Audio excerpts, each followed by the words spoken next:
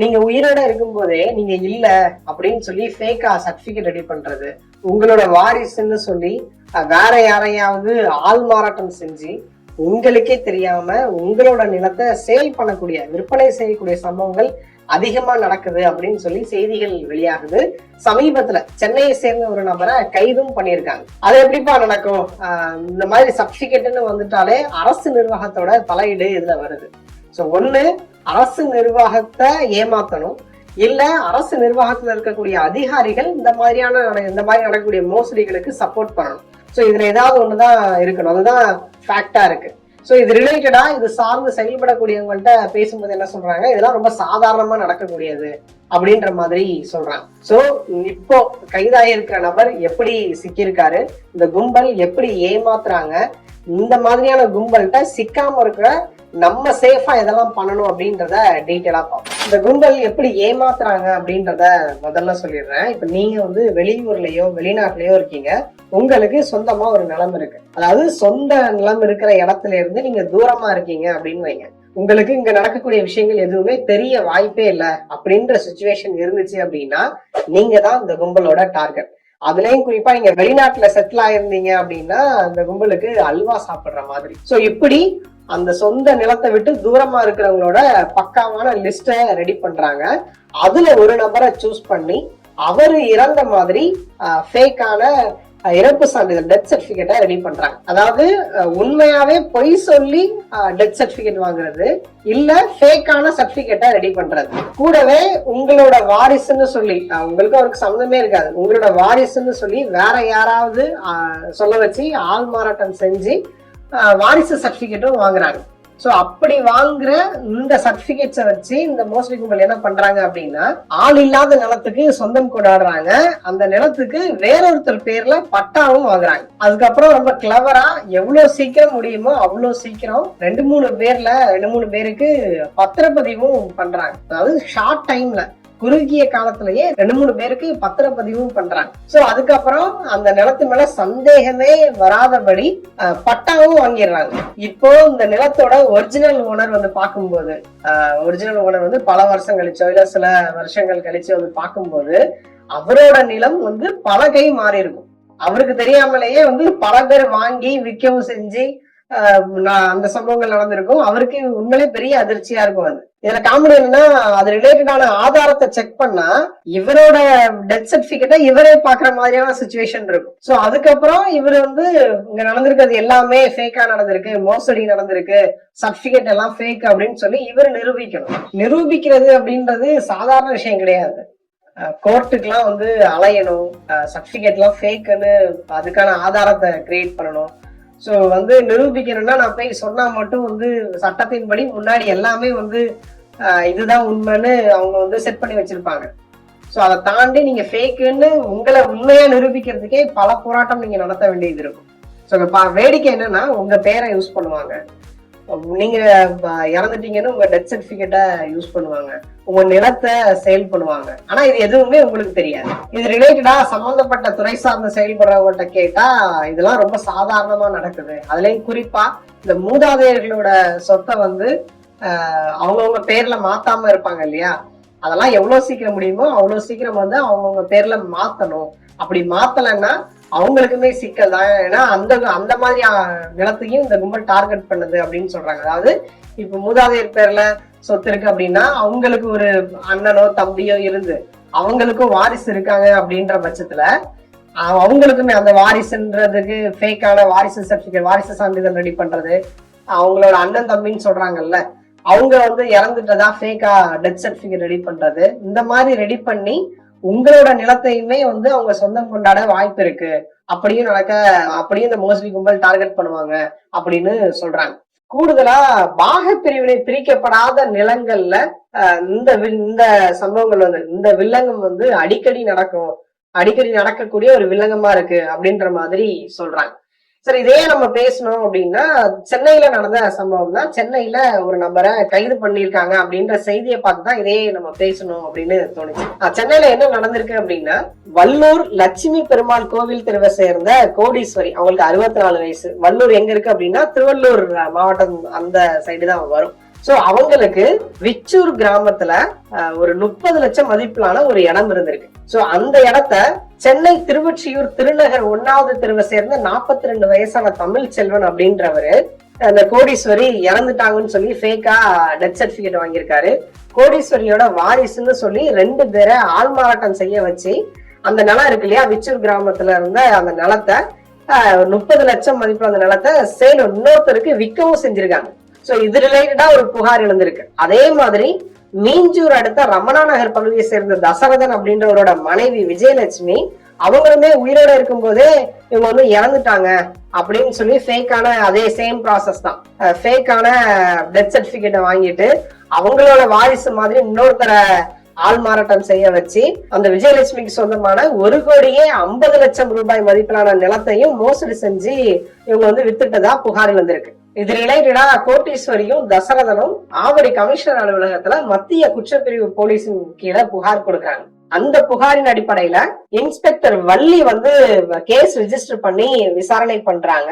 So இந்த விசாரணை முடிவுலதான் மோசடியில ஈடுபட்ட தமிழ் செல்வனை காவல்துறை கைது செஞ்சு பொன்னேரி கோர்ட்ல ஆஜர்படுத்தி சிறையில் அடைச்சிருக்காங்க. எங்கேயோ ஒரு இடத்துல இப்படி நடந்திருக்கு, இதனால நம்ம வந்து அச்சப்பட தேவையில்லை அப்படின்னு சொல்லி இதை சாதாரணமா கடந்து போக முடியுமா அப்படின்னு கேட்டா கடந்து போக முடியாது. இது ரிலேட்டடா நம்ம அந்த துறை சார்ந்து செயல்படுறவங்கள்ட்டயே விளக்கம் கேட்டோம். ரெஜிஸ்டர் ஆபீஸ்ல வந்து கண்டிப்பா அது ஒரு லேஅவுட்டா இருந்தா அந்த ஸ்கெட்ச் இருக்கும், அந்த சர்வே நம்பர் இருக்கும். அப்ப நீங்க இப்ப இணையதளம் வாயிலாவே இலவசமா ஈசி வில்லங்க சான்றிதழ் பார்க்க முடியும். அப்படி ஈசி பார்த்துட்டு அது யார் பேர்ல இருக்கு டாக்குமெண்ட் என்ன நிலவரம் தெரிஞ்சுக்கிட்டு ஒரு copy of document certificate copy நகல் போடுறாங்க. அந்த நகல் போட்டு உடனே என்ன பண்றாங்க, அதுல இருக்கக்கூடிய ஒரு உதாரணத்துக்கு இப்ப குமார்னு வச்சுங்களேன், வாங்கி இருப்பாரு குமார் இருப்பாரு. அப்ப குமார் இறந்த மாதிரி ஒரு டெத் சர்டிபிகேட், குமாருக்கு ஒரு 2-3 வாரிசு இருக்கிற மாதிரி வாரிசு சர்டிபிகேட் ரெடி பண்ணி ப்ராப்பரா இதுக்கு ஒரு குரூப் வந்து செயல்படுது சார். இது வந்து ஒரு கூட்டு முயற்சி தான், இது கூட்டு சதி முயற்சி தான். இது மோசடி கும்பலா தான் செய்றாங்க. ஆமா, மோசடி கூட்டு மோசடி தான். இது தனி மனிதெல்லாம் செய்ய முடியாது, ஒரு 2-3 பேர் சேர்ந்துப்பாங்க. இப்ப நீங்க சென்னை போன்ற பெருநகரங்கள்ல வந்து என்ன பண்ணுவாங்கன்னா கார்பரேஷன்ல இருக்கிறவங்க தான் டெத் சர்டிபிகேட் கொடுக்க முடியும். ஆமா, அது பதிவு செய்யறதுக்கு அந்த மாநகராட்சியில வேலை செய்யக்கூடியவர்களை வந்து கையில வச்சுக்கிறாங்க கூட. அடுத்தது வருவாய் துறையில வந்து வாரிசு சான்றிதழ் வந்து வருவாய் துறையில தான் கொடுக்கணும். ஆமா, அப்ப வாரிசு சான்றிதழ் வர்றதுக்கு அங்க நீங்க வாங்குறதுக்கு வருவாய் துறையில அதிகாரிகளை கூட்டு சதிக்கு வந்து பயன்படுத்திக்கிறாங்க. கூட்டு இதுல ஒண்ணுதான், இப்ப சர்டிபிகேட் எல்லாம் இன்வால்வ் ஆகும்போது ஒண்ணு அரசு நிர்வாகத்துறை ஏமாத்தணும், இல்ல அரசு நிர்வாகத்துல இருக்கக்கூடியவங்க உதவி பண்ணணும். இந்த 2 மூலமா தான் நிச்சயமா அவங்களுடைய உதவி இல்லாம பண்ண முடியாது. ஏன்னா இப்ப எல்லாமே நமக்கு தகவல் தொழில்நுட்பம் வளர்ந்துருச்சுங்க. இப்ப எல்லாமே பாத்தீங்கன்னு சொன்னா நீங்க ஆன்லைன் தான் எல்லாமே. இப்ப நீங்க டெத் சர்டிபிகேட் வெரிஃபை பண்ணணும்னா ஆன்லைன்ல வந்து வெரிஃபை பண்ணிட முடியும். லீகல் சர்டிபிகேட் வெரிஃபை பண்ணணும்னாலும் இணையதளம் வாயிலாவே ஆன்லைன்லயே வெரிஃபை பண்ணிடலாம். உங்களுக்கு மேனுவலா இருந்துச்சுன்னு சொன்னா என்ன பண்றாங்க, அதுக்கு ஒரு ஜெனுவினிட்டி சர்டிபிகேட் வாங்க, மெய்த்தன்மை சான்றுவாங்க, உண்மை சான்றுபாங்க. அதையுமே அனுப்பி சம்பந்தப்பட்ட ஆபீஸ்ல இருந்து அங்க இருக்கிற அலுவலர்களுடைய உதவியோட, ஏன்னா எல்லாம் சேர்ந்து கூட்டு மோசடி தானே. இப்ப நீங்க அதுவும் இது பர்டிகுலரா எந்த மாதிரி இடங்கள்ல நடக்கும்னா, வளர்ந்து வரக்கூடிய நகரம் இருக்கு பாருங்க, அதிகப்படியா விலை உயரும், அசோசியேஷன் நிறைய இருக்கும் பாருங்க, குருவாகும். அப்படிப்பட்ட பகுதிகள்ல கேட்பாரட்டு கிடக்கிற சொத்து இருக்கு பாருங்க அனாதையா, அந்த மாதிரியான சொத்துக்களை தான் அவங்க நோட்டமிடுறது, கண்ணமிடுறது, அதான் கொள்ளையடிக்கிறது, திருடுறது, போலி ஆவணம் தயாரிக்கிறது, ஆள் மாறாட்டம் பண்றது, அந்த அடிப்படையில வந்து இதை பண்றாங்க சார். இல்ல அவ்வளவு ஈஸியா இருக்கான்னு கேக்குறேன். இந்த மாதிரி ஃபேக் சர்டிபிகேட்டை காமிச்சு பத்திரப்பதிவு பண்ணிட முடியுமா அவ்வளவு ஈஸியா? இல்ல சார், நீங்க நகல் அடிப்படையில வந்து நீங்க ஆவணங்கள் பண்ணலாம் இல்லையா? நீங்க நகல் காப்பி, அதாவது சர்டிபிகேட் காப்பி, ஆவணத்தினுடைய நகல் சொல்லிடுறாங்களே கொஞ்ச நாளுக்கு ஒரு டெத் லீகலார் வச்சுட்டு ஆட்டோமேட்டிக்கா நீங்க அந்த காப்பி ஆஃப் டாக்குமெண்ட் நகலை கொண்டு போயிட்டு நீங்க வாரிசு பேர்ல பட்டா கேட்டீங்கன்னா கொடுத்துட்றாங்க சார். ஓகே, இப்ப நமக்கு பட்டாவுக்கு என்ன தேவை, ஆவணம் தேவை, ஆவணம் இருக்குதுன்னு சொல்லிட்டு ஆட்டோமேட்டிக்கா பண்ணிடுறாங்க. இது ஒரு புறம். இன்னொரு புறம் வந்து பாத்தீங்கன்னா நீண்ட நெடிய நாளா நம்ம ரொம்ப லாங் டைம் வந்து பட்டாவிலேயே இருக்கும் சொத்து. இப்ப முருகன் ஒருத்தர் இருப்பாரு, அவர் தான் பட்டாவிலேயே இருப்பாரு. அது இது வரைக்கும் டாக்குமெண்டே பார்ட்டிஷன் டீடோ எதுவுமே இருக்காது, பாகப்பிரிவுன்னு முன்னோர்கள் அதை பிரிச்சு கொடுக்கறது எதுவுமே இருக்காது. அப்ப அந்த ஊர்ல யாரு முருகன் பார்த்து ஒரு முருகன் பேர்ல ஒரு ஆதார் கார்டும் கிரியேட் பண்ணி கொடுத்துறாங்க.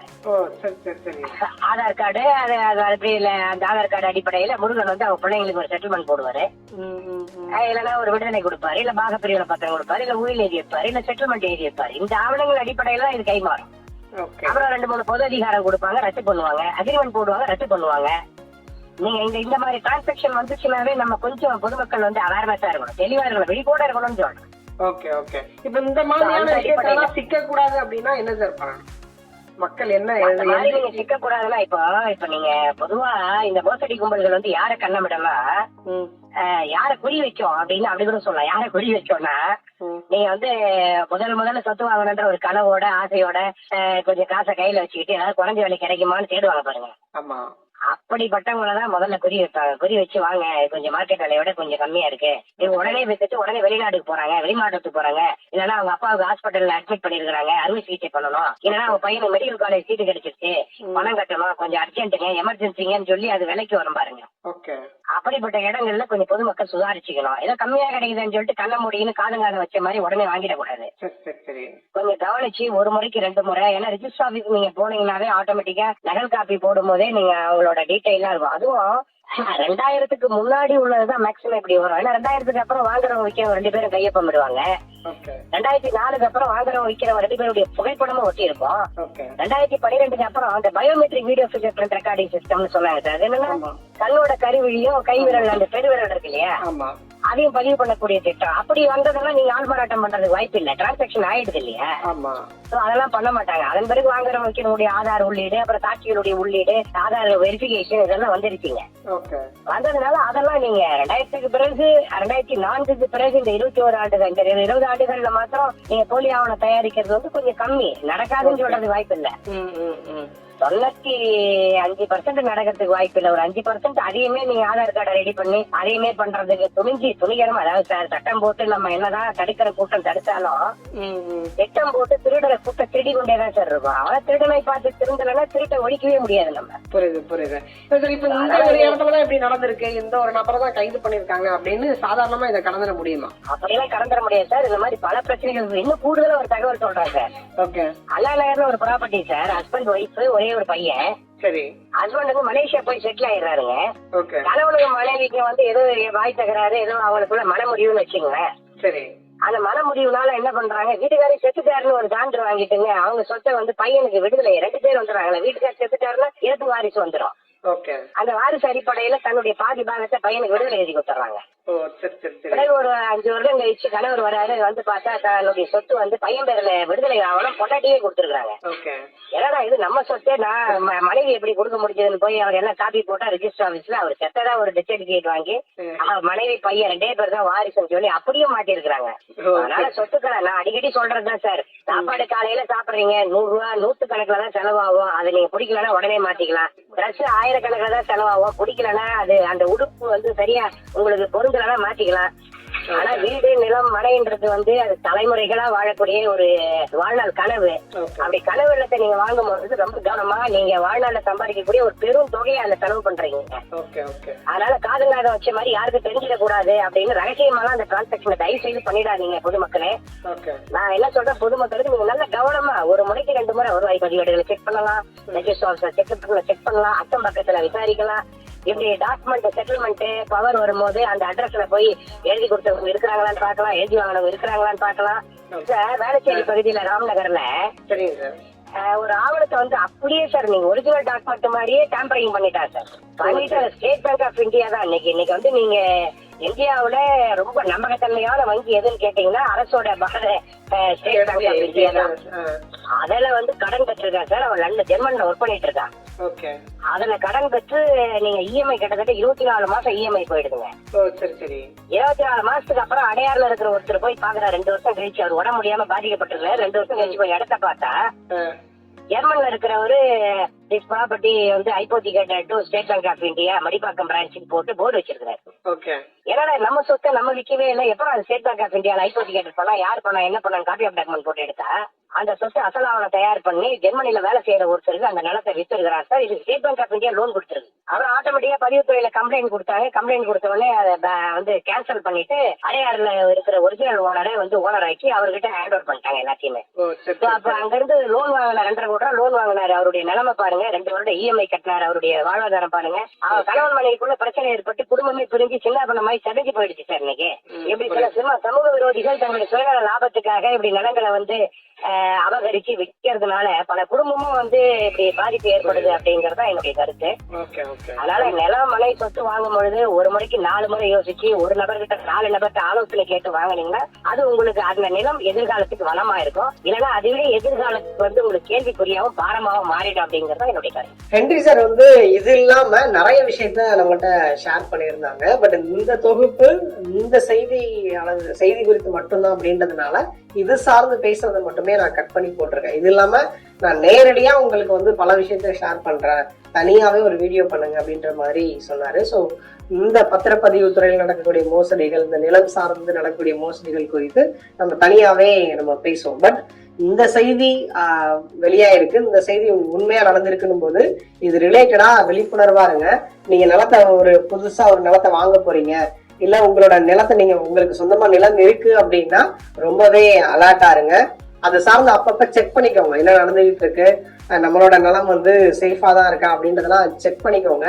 ஏன்னா இப்ப வந்து எப்படி மோசடி பண்ணுவாங்கன்னே சொல்ல முடியாது. சைபர் மோசடி குறித்து நம்ம நிறைய பேசியிருக்கோம். அது சார்ந்து இப்படி நடக்கக்கூடிய மோசடிகள்லாம் வந்து ரொம்ப நமக்கு வந்து தலைவலியை ஏற்படுத்தக்கூடிய ஒரு விஷயம் தான். நம்ம நிம்மதியே போயிடுன்ற மாதிரியான விஷயம் தான். ஸோ எப்பவுமே கேர்ஃபுல்லா இருங்க, எப்பவுமே அலர்ட்டா இருங்க. நீங்க ஒரு நிலத்தை வாங்க போறீங்க அப்படின்னா அது ரிலேட்டடா ரொம்ப பொறுமையா நிதானமா யோசிச்சு அதை சார்ந்த விஷயங்களை தெளிவுபடுத்திட்டு வாங்குங்க.